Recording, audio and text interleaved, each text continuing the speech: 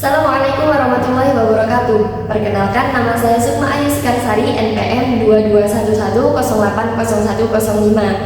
Saya dari kelas A BKPI semester 4. Di sini saya akan mempraktikkan sesi konseling individu guna untuk memenuhi tugas praktikum bimbingan dan konseling individual yang diampu oleh Bunda Nova Erlina, SIK, MED. Selamat menyaksikan.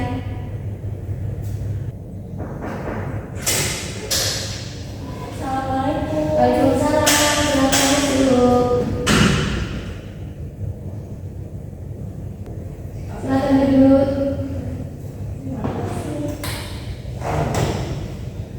Gimana kabar hari ini? Alhamdulillah baik. Alhamdulillah. Gimana kesibukannya apa nih hari ini? Hari ini kebetulan lagi kuliah, jadi ya kebetulan tinggal di asrama, jadi kegiatan di asrama aja. Oh, seperti itu. Ya, ini dengan Yasmin benar yang kemarin sudah berkonfirmasi kan? Iya. Oke. Jadi gimana nih Yasmin di sini mau ngapain? Mungkin Yasmin ingin memberi apa ya? Istilahnya konseling ke kakak Sukma tentang akhir-akhir ini Yasmin ini apa ya kurang percaya diri gitu, minder sama orang-orang. Jadi Yasmin di sini mau konseling terkait dengan minder itu tadi ya. Nah sebelum itu nih, Yasmin udah pernah belum melakukan sesi konseling? Atau ngerti nggak sih apa itu sesi konseling? Belum pernah.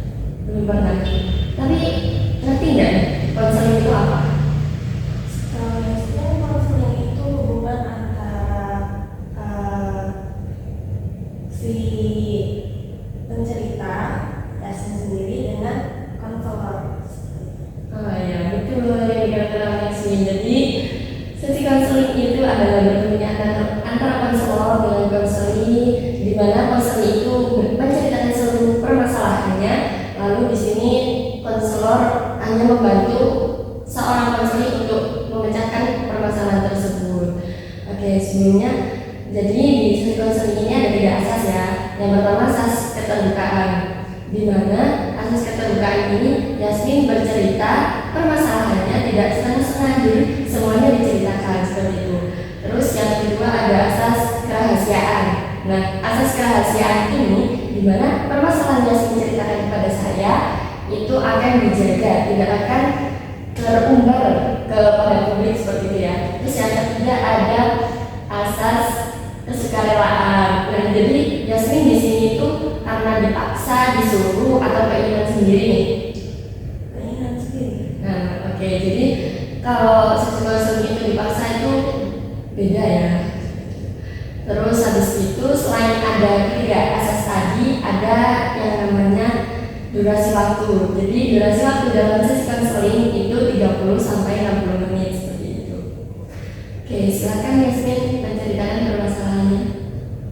Ini Kak, akhir-akhir ini Yasmin ini sering merasa minder, kurang percaya diri, apalagi melihat teman-teman sekitarnya kayaknya udah banyak yang lebih berkembang ya dari skillnya, dari pengetahuannya. Jadi Yasmin kayak ngerasa minder banget, kok Yasmin masih di sini-sini aja ya. Oke, jadi permasalahan Yasmin ini minder ya terkait dengan teman-temannya yang sudah menunjukkan bakat-bakatnya, sudah mulai berkembang, sudah ada yang mengikuti ini dan itu seperti itu ya. Nah, memang menurut Yasmin sendiri itu Yasmin orangnya seperti apa? Kok bisa mengatakan kalau Yasmin itu minder seperti ini? Apa ada tingkah laku apa yang ternyata aku tuh minder loh sama orang lain seperti itu? Mungkin dari segi pengetahuan ya Pak. Soalnya kalau dilihat dari teman-teman sekitar tuh kayak udah banyak pelajaran baru yang didapat gitu. Sedangkan Yasmin tuh ternyata masih banyak banget pengetahuan yang Yasmin nggak tahu. Jadi ngerasa ternyata dia lebih luas ya sosialnya, lebih bisa menjangkau banyak banyak tempat, banyak pengetahuan, banyak orang. Sedangkan Yasmin kayak mungkin juga kurang bersosialisasi. Oke, Yasmin mengatakan bahwasanya temannya lebih bersosialisasi, sedangkan Yasmin sendiri mengatakan kurang bersosialisasi. Nah, ketika Yasmin bersosialisasi, apa sih yang dirasakan oleh Yasmin sendiri seperti itu? Perasaan yang muncul di dalam. Mungkin kalau Yasmin sendiri bersosialisasi, kalau ke orang baru mungkin susah ya kak, karena kurang bisa beradaptasi sama orang baru, lingkungan baru, butuh waktu gitu. Jadi kebanyakan mainnya, lingkungan lainnya, lingkungan ngobrol itu masih orang-orang yang sekelilingnya aja. Jadi kurang orang baru. Nah, dari permasalahan Yasmin ngerti nggak sih kira-kira apa nih yang harus aku lakuin? Apa nih misal kayak aku harus keluar zona nyaman. Aku melihat teman-temanku kayak gitu kan bukan berarti temanku tidak mencoba untuk memulai begitu kan? Karena ya kita tidak bisa menunggu seseorang untuk mengajak kita. Ya kita juga harus keluar, kita harus mendahului juga. Maksudnya kita harus memulai dengan hubungan baru seperti itu. Apa sih solusi yang ada dari diri Yasmin sendiri? Misal kayaknya aku harus ini deh, aku harus itu deh. Mungkin dari Yasmin sendiri harus bisa membuka diri agak, harus bisa punya kemauan. Aku mau ini harus benar-benar dijalanin. Soalnya akhir-akhir ini tuh Yasmin kadang mau nih bersosialisasi, mau nih main, tapi karena rasa takutnya itu, rasa mindernya, rasa nggak bisa adaptasinya sama orang baru ini yang bikin Yasmin itu jadi kayak nanti aja deh. Nah, di situ kan Yasmin bilang bahwasanya ada rasa takut. Nah, rasa takutnya ini yang kayak gimana? Kayak misal, aku nggak cocok nih di lingkungan ini, aku ketinggalan jauh nih, aku kayak gimana? Mungkin rasa takut yang kayak kalau ketemu orang baru takutnya dijudge yang nggak baik, takutnya nanti orang ngejudge kita yang kayak gini, tapi ternyata kita yang kayak gini orang malah jadi nggak suka gitu. Jadi kalau misal kita mau memulai sesuatu yang baru nih, ya kan kita udah ngerti kan resikonya. Setiap orang nggak mungkin dong nggak ada yang nggak suka, pasti kan ada orang yang suka, ada orang yang nggak suka seperti itu ya. Nah, kita itu jangan terlalu memikirkan tidak baik untuk diri kita. Semisal kita melakukan kayak misal perkenalan dengan orang baru, selagi orang itu tidak kita rugikan, maka ya itu is okay, kita lakuin aja, nggak apa-apa loh. Terus orang yang nggak suka gimana? Ya udah, itu urusan mereka. Berarti orang yang nggak suka dengan kamu, dengan Yasmin itu berarti mereka juga belum selesai dengan dirinya sendiri. Karena setiap orang kan punya hak ya. Kita juga punya hak untuk memulai. Masa kita mau grow up nih, terus ada orang yang nggak suka, jangan sampai itu menjadikan penghalang kita loh. Ya mungkin kita juga nggak pede ya, kurang nyaman juga melakukannya. Tetapi ya kalau dipikir-pikir itu kan nggak merugikan mereka, jadi nggak apa-apa dong. Dan tadi kan Yasmin mengatakan bahwasanya kalau keluar dari mau memulai sesuatu itu takut dijudge orang lain. Apakah sebelumnya Yasmin pernah merasakan akan hal itu? Mungkin orang nggak pernah ngomong gitu, nggak pernah ngomong sama kita langsung gitu. Tapi Yasmin kayak ngerasa orang ini kayaknya emang nggak suka deh sama Yasmin. Kayaknya orang ini agak menjauh deh sama Yasmin. Jadi ngerasa kayak ini orang kayaknya udah punya judgement yang bagus ke Yasmin, tapi ternyata yang mereka lihat beda, jadi mungkin mereka jauh. Jadi posisinya emang berarti itu bukan seperti apa ya, mereka menunjukkannya dalam perlakuannya seperti itu ya, bukan berkata secara langsung. Nah itu kan Yasmin kan kita mencoba coba tidak hanya sekali dua kali ya. Yang namanya hidup juga nggak mungkin nggak ada orang yang nggak suka. Ada yang suka pasti juga ada yang tidak suka seperti itu. Jadi jangan sampai orang yang tidak suka ini bisa merubah diri kita yang tadinya mau aku harus keluar nih dari zona nyamanku, aku harus grow up nih, gitu kan? Kan kita tidak benar terpengaruh seperti itu ya, walaupun itu memang tetap terpengaruh tapi diminimalisir seperti itu ya. Jadi nggak apa-apa. Oh wajar aja sih ada orang yang nggak suka juga. Toh semua orang juga emang ada yang suka, ada yang enggak seperti itu. Jadi semaksimal mungkin ditanamkan di diri Yasmin kalau misal ya udah sih selagi nggak ngerugiin mereka, ya udah nggak apa-apa melakukan sesuatu itu. Nah apa nih kira-kira yang harus dilakukan Yasmin ke depannya? Mungkin ya Yasmin harus bisa menanamkan dalam diri Yasmin kalau misalnya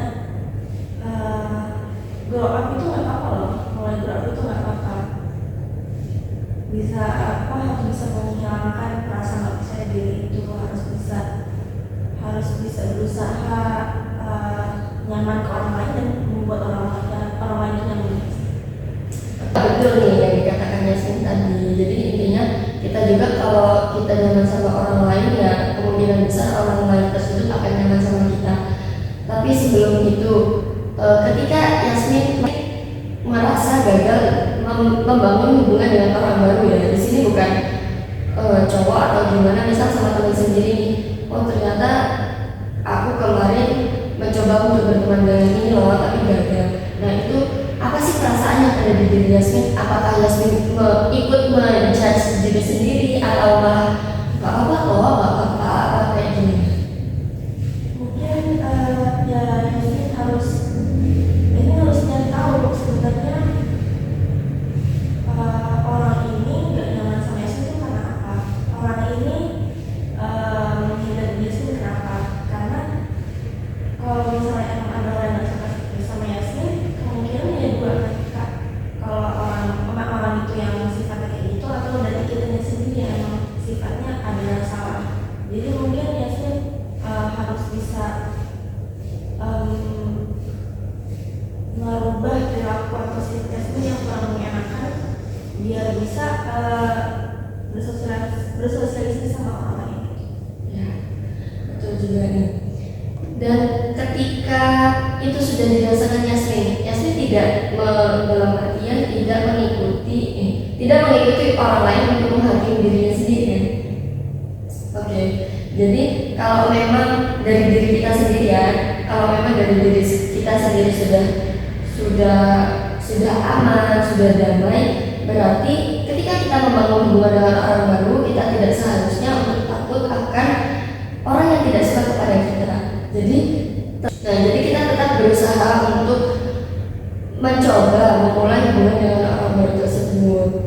Oke, jadi kan Yasmin tadi tidak mengikuti untuk menghukumi diri sendiri ya, kan misal, aku salah nih, tapi kan Yasmin berpikirannya positif. Nah, itu udah bagus loh, itu udah satu langkah lebih maju gitu kan. Nah, tetapi ketika Yasmin mulainya kira-kira tuh perasaan apa sih yang muncul di Yasmin, kayak misal nggak pede apa gimana? Iya, tadi salah satunya nggak pede sama terkadang kalau misalnya ketemu orang baru, ternyata orang baru itu punya teman-teman yang lebih setara sama mereka tuh, jadi kita mau mendekati itu kayak kayaknya nggak bisa deh mendekati dia, kayaknya nggak bisa deh kalau misalnya kita bergaul seperti ini. Ya mungkin dari kalau misal kesetaraannya itu diukur dari ekonomi. Ya nggak apa-apa dong, apa masalahnya kita bergaul dengan orang yang ekonomi lebih jauh tinggi daripada kita? Nggak ada masalahnya. Itu malah membuat kita belajar, oh gini ya ternyata jadi orang yang punya uang itu kita bisa belajar seperti itu loh. Terus nih kalau misal masalah nggak pede, ya namanya juga dengan orang baru ya pasti nggak pede dan juga mesti ada rasa canggung kan ya. Ya mesti kita setiap memulai itu mesti ada rasa yang namanya rasa canggung.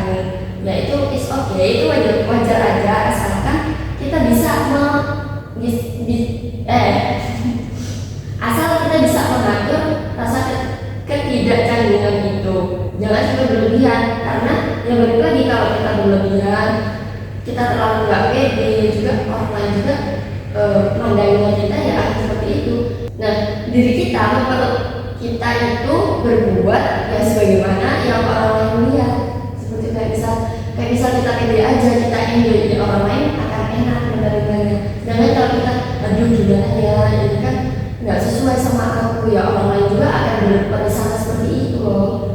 Dan juga tidak semua orang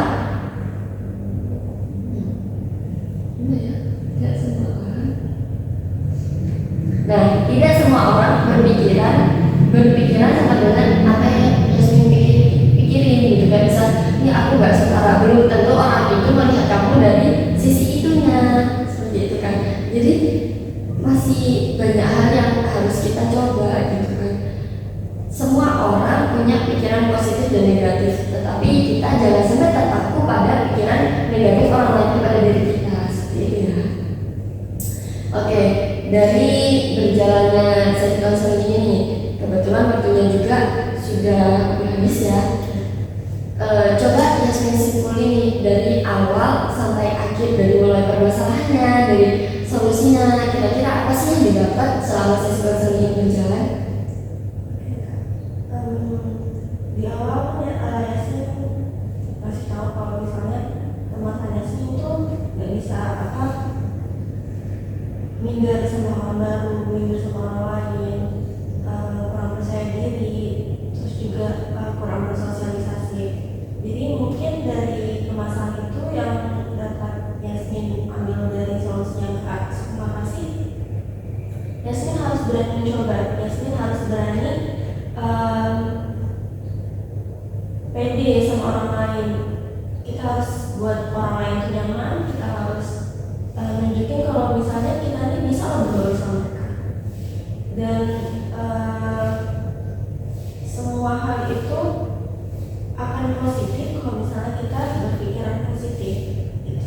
Nah betul juga, tetapi jangan juga kita terlalu memaksakan ya. Kalau misal emang keadaannya kan bisa ya, kondisi itu kan bisa dibaca. Jadi kalau misal emang keadaannya sudah tidak memungkinkan, ya sudah tinggalkan saja, kita cari yang lain yang lebih pas dengan diri kita sendiri. Jangan sampai kita memang mau upgrade diri, tapi kita tahu nih kayak misal terlalu tidak bisa untuk dilampaui. Jadi kan kita tahu nih, oh jadi stepnya tuh harus step by step dulu loh, perlahan dulu, baru kita bisa melampaui yang lebih tinggi gitu kan.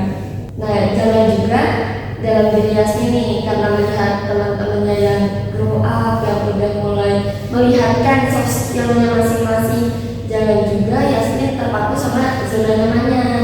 Sebisa mungkin keluar dari zona nyaman itu ya. Karena apa? Kalau kita terlalu nyaman sekarang, ya kita kedepannya akan kayak gitu terus gitu kan. Karena lagi-lagi apapun kondisi yang ingin kita capai di suatu masa nanti adalah kita mulainya dari sekarang. Oke, kebetulan waktunya juga sudah habis. Nah, dari Yasmin ini kan tadi katanya belum melakukan sesi konseling. Setelah melakukan sesi konseling ini, apa sih yang dirasakan? Yasmin udah merasa mulai lega sih Kak, udah mulai merasa udah banyak nih solusi-solusi yang harus Yasmin terapkan. Semoga kedepannya Yasmin bisa grow up, bisa pede, bisa berbaur sama Allah. Oke, sekian ya sesi konseling kali ini. Oke, kata itu, assalamualaikum warahmatullahi wabarakatuh. Waalaikumsalam warahmatullahi wabarakatuh. Terima kasih ya Kak. Iya, sama-sama. Ya, dadah. Waalaikumsalam. Demikian praktek sesi konseling individual dari saya, kurang lebihnya saya mohon maaf. Wassalamualaikum warahmatullahi wabarakatuh.